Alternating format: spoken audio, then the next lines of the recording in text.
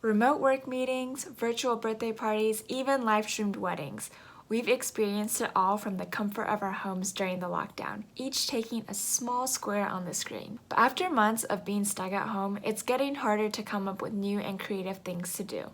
Luckily, Airbnb recently launched online experiences, live interactive sessions through Zoom where the host guides guests through a 1 to 2 hour long experience, ranging from learning how to swim without a pool, cooking blind with a Paralympic champion, to meeting the dogs of Chernobyl. The average price is about $20 a person, but you can pay as low as $1 to read Korean folktales or as much as $150 to learn everything you need to know about podcasting. There are over 450 experiences available, and Airbnb is constantly vetting new ones to add. I decided to try one out with 3 of my best friends, Emily, Hillary, and Yvonne. After browsing through all the different classes, we ended up choosing Tarot Reading with Mick Jagger. I know, isn't that an awesome name? Mac, like many of the other hosts, previously had in-person sessions as part of Airbnb's experience program, but ever since the pandemic hit, she's had to adjust. None of us had gotten our tarot cards read before, but who doesn't love a divine explanation to uncover why certain events are happening in their life? A few minutes before we started, I was getting nervous. There is 1 minute until the experience is starting, and we'll see what happens. Joining the experience was very easy, a simple Zoom link, and once I was connected, I was greeted with the familiar faces of my friends and the friendly face of the host. The environment felt personal and intimate, something that I didn't expect, especially through an online experience. Mac lit a candle and began with an educational lecture on the history of tarot card reading, and Pamela Coleman Smith, the illustrator of one of the most popular tarot decks. She explained that the cards would not predict our future, sadly, but rather they would give us an insight into our past, present, and future selves. It was essentially like a form of therapy. For each person, she shuffled the deck of 78 cards and laid out a 6-card spread, and then showed us each card as well as the orientation.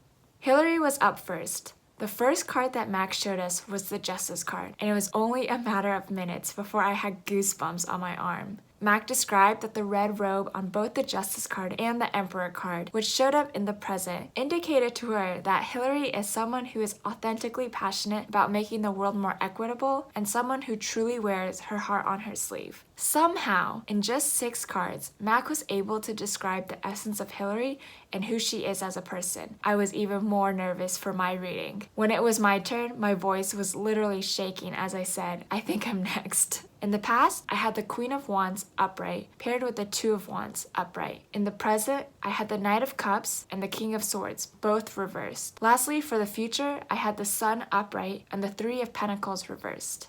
The Queen card suggests that I had a strong maternal figure in the past, someone who is nurturing and taught me a lot about my work ethic. However, this person was always really busy, super loving but super busy, and therefore I really valued my time with them, like how the kitten on this card longs to be petted by the busy queen. I think out of all these cards, this is the one that I had the most trouble connecting with because I wasn't sure, and honestly still not completely sure, who this card is referring to. My initial thought was that this was about my mom, but I never felt like she was too busy for me. Not as strong of a start as Hillary's reading, but it is what it is. Also in my past, I had a Two of Wands, which according to Mac is one of the greatest pieces of artwork. The man on the card is wearing a nice outfit, holding not one but 2 wands, and overlooking a grand view of the mountains and water. But instead of engaging with the world, he is carrying the world in his hands. He's worked so hard to get all these nice things, but he's still stuck in his cage. His mind is elsewhere, as if he's masking something. As I reflected on my reading, I do feel like it's been hard for me to go outside of my comfort zone because I'm scared of failure. I'm always planning for the future and working towards achieving my next goals.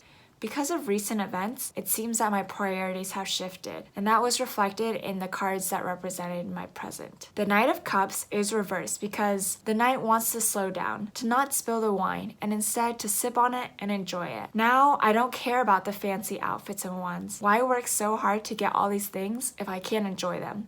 And maybe it's because we're all stuck at home with what seems like all the time in the world, time that we might never get again. But I feel like I've done more reflecting on my life in the past couple of months than I have really ever. And honestly, it's been nice. It's definitely been challenging, but I've learned to stop constantly wondering what else is out there and to focus on the present and appreciating the things in life that I take for granted. This sense of growth and maturity is also portrayed in the King of Swords card, which is all about actualizing myself as an adult. There are so many things in life to do, and all I have to do is to be my best. I'm starting to accept the fact that there are so many things in life that I don't know, and that it's okay. And I'm willing to admit that I don't know, and I'm committed to being teachable and ask others for help. This self-acceptance is definitely something that is new for me, but I'm also starting to appreciate all these resources that I have to learn and to educate myself. The King of Swords is also a replication of humanizing our parents. Whereas maybe in the past, I wondered how my mom was able to get everything done, I'm now realizing that she was probably tired all the time. Ultimately, the thing that defines me is that I'm an optimist, always seeing the glass half full. Growing up, I was always someone who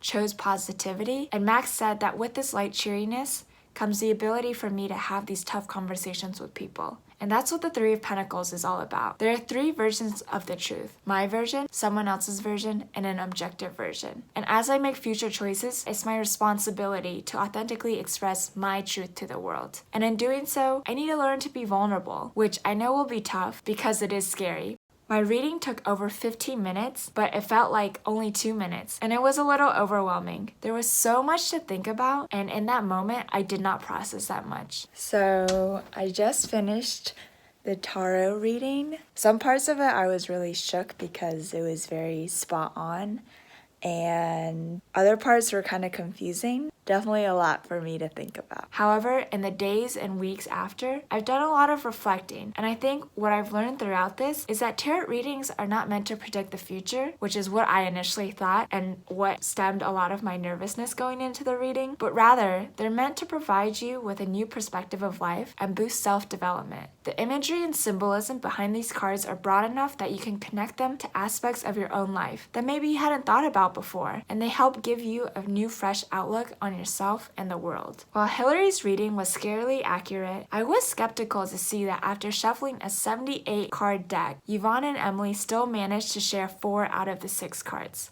Max said that this meant that they were well paired for one another, but I'm still not sure if this was influenced by the fact that she knew that they were both aspiring doctors. And not to mention, she said that she sees a Fool card often for people in the medical field. But even with so many cards in common, Mac was still able to give completely different interpretations and encourage them to guide each other on this journey. She said that she wouldn't recommend doing another reading for at least a few months because it will either be the same or it'll be random noise, but I hope that the next time the 4 of us get our tarot cards read together, we will be sitting in the same room. So now you may be wondering, was this experience worth it? For my first tarot reading, this experience was really insightful and it made me think a lot about the choices that I've made and why I've made them. Mac is a super friendly host, an amazing storyteller, and I definitely recommend booking a session with her. If you need more convincing, just take a look at all the other 5-star reviews on her Airbnb experience page.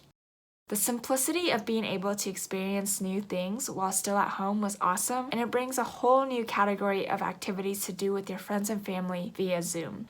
This online experience wasn't the traditional experience to have with my friends, but we were still able to share these memories despite being miles apart from one another, and I highly encourage you guys to go check one out. So yeah, see you guys next time.